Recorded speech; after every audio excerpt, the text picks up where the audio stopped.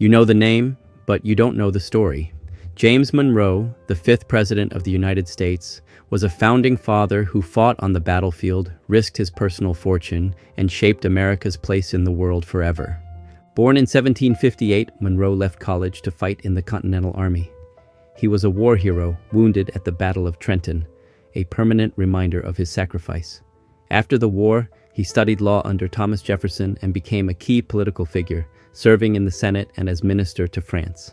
His real test came during the War of 1812. As President Madison's Secretary of State and Secretary of War, Monroe held both critical positions at the same time, a singular feat in American history. His leadership was crucial to a nation on the brink of collapse. In 1816, Monroe was elected president, ushering in the era of good feelings. It was a time of national unity, but it wasn't without its challenges. His administration secured Florida from Spain and navigated the politically divisive Missouri Compromise, which temporarily settled the issue of slavery's expansion. But Monroe's defining legacy is the Monroe Doctrine. This wasn't just a political statement, it was a bold declaration that the Americas were no longer open to European colonization. It established the U.S. as a major world power and set the course for America's future foreign policy. After his presidency, Monroe retired from public life, but his years of service had taken a heavy toll. He was deeply in debt, having sacrificed his personal wealth to serve his country. He passed away on July 4th, 1831 in New York, becoming the third president to die on Independence Day. James Monroe's life is a testament to unwavering dedication. He was the last of the founding fathers to lead the country, a man who gave everything he had, from his own blood to his personal fortune, to build the nation we know today. In the world of classic cinema, few names evoke the same respect and admiration as Gregory Peck. Born on April 5, 1916, in La Jolla, California, Eldred Gregory Peck would grow up to become one of the most esteemed actors of Hollywood's golden age. Peck's journey to stardom was not a straight path. Initially interested in medicine, he later switched his focus to English and the performing arts, eventually finding his calling in acting. After honing his craft on stage, he moved to New York City, performing in various plays. It wasn't long before Hollywood came calling, and in 1944, Gregory made his film debut in The Keys of the Kingdom. This film not only launched his career, but also earned him his first Academy Award nomination. A string of successful films followed, but it was his powerful portrayal of Atticus Finch in the 1962 classic To Kill a Mockingbird that cemented his legacy. This role not only won him an Oscar, but also earned him a place in the hearts of millions as the epitome of integrity and moral courage. Beyond his striking performances, Peck was also known for his off-screen humanitarian efforts. Throughout his life, he was a passionate advocate for various causes, from civil rights to education. His commitment to social issues was as sincere and profound as the characters he portrayed. As an actor, Peck was celebrated for his versatility, taking on roles in notable films such as Roman Holiday, Spellbound, and Moby Dick. Whether playing a romantic lead or a haunting antagonist, he brought authenticity and gravitas to every performance. Gregory Peck's career spanned over 5 decades, during which he witnessed the transformation of the film industry while maintaining his status as one of its brightest stars. He passed away on June 12, 2003, leaving behind a rich legacy of unforgettable performances. Today, he is remembered not only as a talented actor, but as a man who personified grace, dignity, and an unwavering commitment to justice. His life and work continue to inspire countless actors and fans around the world, a testament to the enduring power of his craft and character. Giorgio Armani, the name synonymous with timeless elegance, was born on July 11, 1934, in Piacenza, Italy. Growing up during World War II, he faced challenges that shaped his pragmatic yet sophisticated design philosophy. Though he initially studied medicine, he left after 3 years to pursue his true passion. In 1957, Armani began his career at the department store La Rinascente. He worked his way up from window dresser to buyer, which gave him an in-depth understanding of the fashion world. By the mid-1960s, he was collaborating with designer Nino Cerruti, where he honed his skills in menswear. This experience was the catalyst for him to start his own brand. In 1975, with his partner Sergio Galeotti, he launched the Giorgio Armani brand. His debut ready-to-wear collection for men introduced a revolutionary style, the deconstructed suit. This soft, relaxed silhouette was an instant hit, redefining menswear. The following year, he launched his women's collection, applying the same principles of understated sophistication. The 1980s brought global fame. In 1980, Armani's designs were featured in the film American Gigolo, dressing Richard Gere in his now iconic suits. This exposure catapulted him to international stardom and made his designs a favorite among celebrities. Armani continued to expand his empire, launching brands like Emporio Armani and Armani Exchange. He also diversified into fragrances, interior design, and luxury hotels. He maintained complete control over his company, ensuring his vision endured. To safeguard the company's future, he established the Giorgio Armani Foundation. On September 4th, 2025, Giorgio Armani passed away at the age of 91. His legacy has profoundly influenced fashion for decades. By blending tradition with modernity, Armani not only influenced an era of style but defined it. Today, we're delving into the inspiring life of Harriet Tubman, a woman who stood unyielding in the face of oppression and became a beacon of courage and freedom.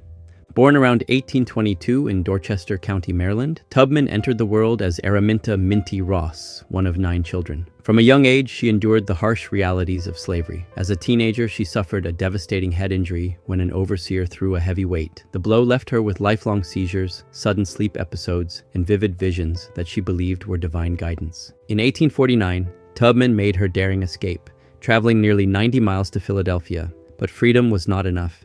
Determined to rescue her family and others, she returned time and again.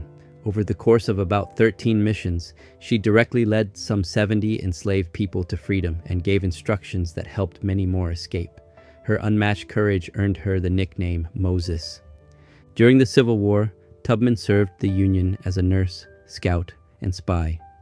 In 1863, she became the first woman to lead a U.S. military expedition, guiding the Combahee River Raid, which freed over 700 enslaved men, women, and children. Despite her heroism, Tubman spent much of her later life struggling financially. Still, she worked tirelessly to care for others. In Auburn, New York, she opened her home to those in need and later founded the Harriet Tubman Home for the Aged. In 1869, she married Nelson Davis, a Civil War veteran, and together they adopted a daughter named Gertie. Tubman also championed women's suffrage, sharing the stage with leading voices like Susan B. Anthony. Harriet Tubman passed away on March 10, 1913, at about 91 years old, leaving behind a legacy of resilience, sacrifice, and unshakable faith. Today, she remains a symbol of freedom and justice, with her memory honored in monuments, schools, and even proposed to appear on the U.S. $20 bill. Thank you for joining us on this journey through the remarkable life of Harriet Tubman. If you found her story inspiring, don't forget to like and subscribe for more powerful histories. Until next time, continue to seek justice and embrace courage in all endeavors. Born on March 15, 1767, Andrew Jackson was the 7th President of the United States and a significant figure in early American history. His early life was marked by hardship, losing his father before birth and his mother and 2 brothers during the Revolutionary War. Yet Jackson's resilience led him to study law, setting the stage for a remarkable career. Rising to national prominence as a military hero, Jackson gained fame during the War of 1812, most notably for his decisive victory at the Battle of New Orleans. His leadership skills earned him the nickname Old Hickory, symbolizing his toughness and determination. These traits played a significant role in his subsequent political career. In 1824, Jackson made his first bid for the presidency, but lost in a contentious election. However, he ran again in 1828, this time securing a decisive victory. Jackson's presidency is remembered for its strong stance on federal authority, often clashing with the notion of states' rights. He championed the common man and ushered in what became known as Jacksonian democracy, expanding suffrage to all white male adults. Yet his tenure was not without controversy. Jackson's Indian Removal Act of 1830 forced Native American tribes from their ancestral lands, leading to the infamous Trail of Tears, a tragic chapter in American history. Moreover, his bold stance against the Bank of the United States by vetoing its recharter bill illustrated his distrust of centralized financial power and alignment with agrarian interests. After leaving office in 1837, Jackson retired to his estate, the Hermitage, in Tennessee. Despite retiring, his influence endured in American politics, shaping the Democratic Party and serving as a pivotal figure in the nation's ideological development. Andrew Jackson died on June 8, 1845, leaving behind a mixed legacy as a war hero, a populist, and a polarizing political figure. His impact on American politics still evokes debate and discussion to this day. John Quincy Adams. You know the name, but do you know the man? Born in 1767, the son of President John Adams, Quincy was literally born into American history. He wasn't just a politician, he was a diplomat, fluent in multiple languages, shaping foreign policy long before he ever stepped foot in the White House. His biggest claim to fame before the presidency? The Monroe Doctrine. As Secretary of State, he was the brain behind this game-changing policy, warning Europe to stay out of the Americas.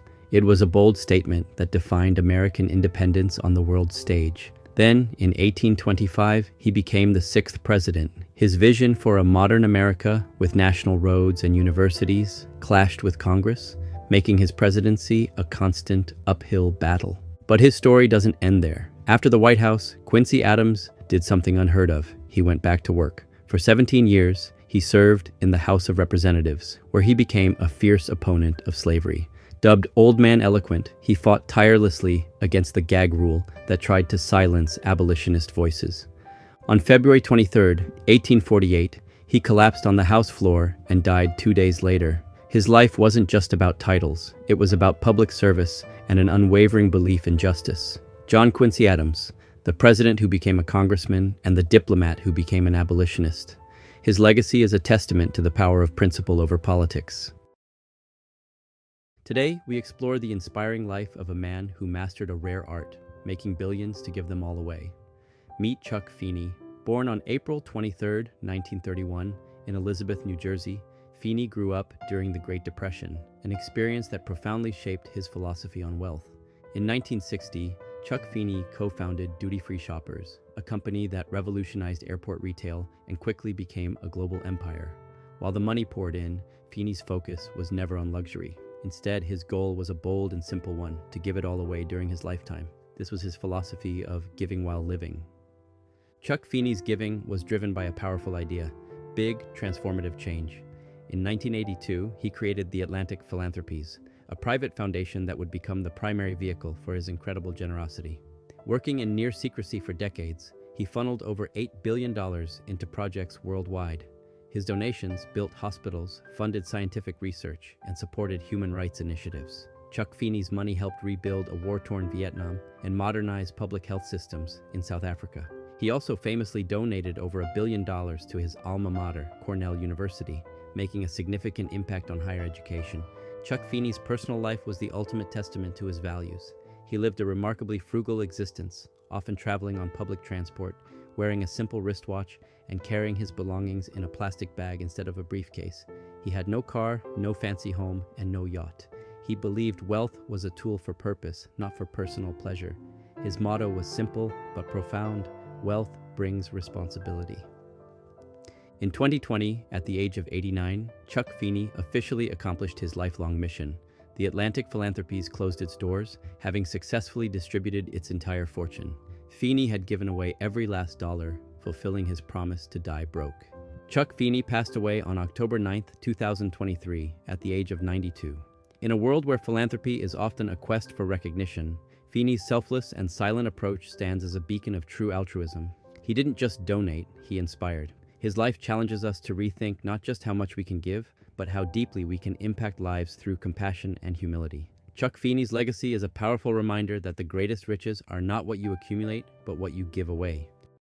Long ago, in the lush landscapes of ancient India, a profound spiritual journey unfolded, giving birth to the timeless teachings of Buddha. Born as Siddhartha Gautama around 563 BCE in Lumbini, now in modern-day Nepal, his life story is one of transformation, enlightenment, and compassion. Siddhartha was born into the Shakya clan, a royal family, and was shielded from the world's harsh realities by his father, King Shuddhodana, who wished for him to become a great ruler. Yet, the seeds of spiritual curiosity had already been sown. At the age of 29, Siddhartha ventured beyond the palace walls and encountered, for the first time, the stark realities of life: old age, sickness, and death. These sights profoundly affected him, igniting a fervent quest to understand the nature of suffering and its cessation. Renouncing his royal life, Siddhartha embraced the path of an ascetic, seeking wisdom through extreme practices. After 6 punishing years, he realized that neither indulgence nor severe asceticism led to true enlightenment. He meditated under the Bodhi tree in Bodh Gaya, vowing not to rise until he discovered the truth. After 49 days, Siddhartha attained enlightenment, becoming the Buddha, the awakened one. He realized the Four Noble Truths: the existence of suffering, its cause, its cessation, and the path leading to its cessation, known as the Noble Eightfold Path. This path advocated for a balanced life, emphasizing ethical conduct, mental discipline, and wisdom. For the next 45 years, the Buddha traveled across the Indian subcontinent, sharing his insights and establishing a monastic community. His teachings centered around compassion, mindfulness, and the interconnectedness of all beings. In 483 BCE, at the age of 80, Buddha entered parinirvana, leaving behind a legacy that would reverberate throughout history. His teachings laid the foundation for Buddhism, a major world religion that continues to inspire millions around the globe. The life of Buddha reminds us of the potential within each of us for awakening, wisdom, and compassion, guiding us on our own journeys toward inner peace and understanding. Born into slavery in February 1818 in Talbot County, Maryland, Frederick Douglass's birth name was Frederick Augustus Washington Bailey. He was separated from his mother, Harriet Bailey, soon after birth and endured the harsh realities of slavery. At age 8, he was sent to Baltimore. A woman named Sophia Auld began teaching him the alphabet, defying laws that prohibited teaching slaves to read. Though she was forced to stop, Douglass's thirst for learning was ignited, and he continued to educate himself in secret. After enduring harsher conditions, he successfully escaped in 1838. Disguised as a free sailor, he traveled by train, steamboat, and ferry to reach New York City. He changed his last name to Douglass and settled in New Bedford, Massachusetts. Douglass quickly rose as a prominent abolitionist. His powerful oratory skills captivated audiences, and he became a traveling lecturer for the American Anti-Slavery Society. In 1845, he published his first autobiography, Narrative of the Life of Frederick Douglass, an American Slave, which made him a leading voice against slavery. Fearing recapture, he fled to the British Isles, where supporters purchased his freedom. Back in the U.S., as a free man, he started several publications, including the North Star. He tirelessly worked for equality until his death in 1895, leaving a legacy of courage, resilience, and eloquence. Charlie Munger, the intellectual giant of finance and the longtime partner of Warren Buffett, was born in Omaha, Nebraska in 1924. Munger's life was defined by a deep intellectual curiosity. After studying mathematics, serving in World War II, and earning a law degree from Harvard, he realized his talents were better suited to business. In 1962, he founded his own investment firm. Munger's unique approach, valuing long-term success and drawing insights from multiple disciplines, quickly set him apart. In 1959, he met Warren Buffett, and their meeting sparked one of the most successful partnerships in business history.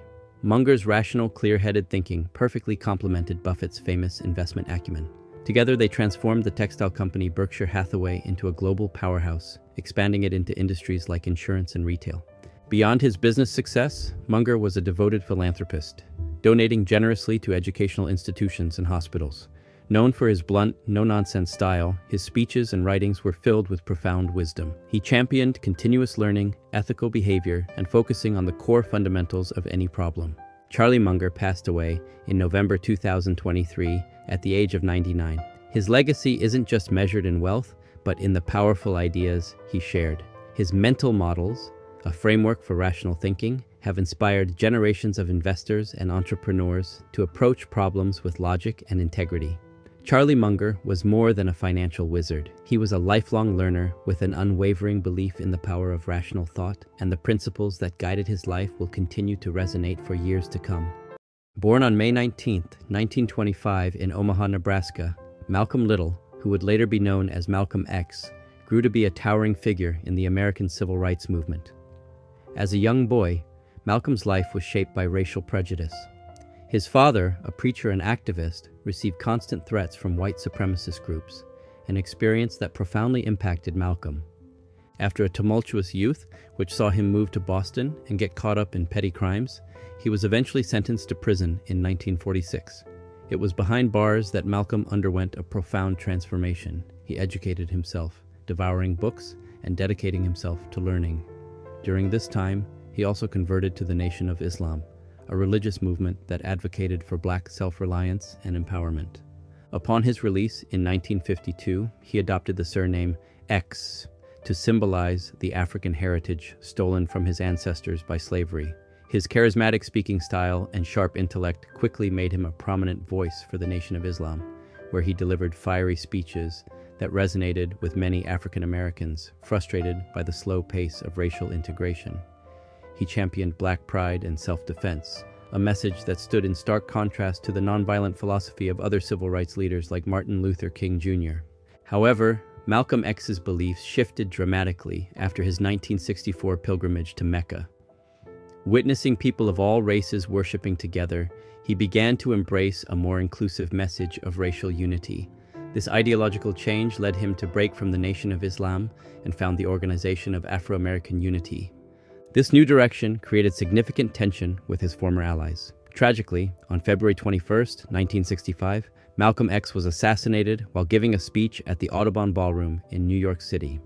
Despite his untimely death, Malcolm X's legacy endures. He remains a powerful symbol of strength and resistance against racial oppression, and his autobiography, co-authored with Alex Haley, continues to inspire readers worldwide with its unflinching look at the life and transformations of a man who fought to change history.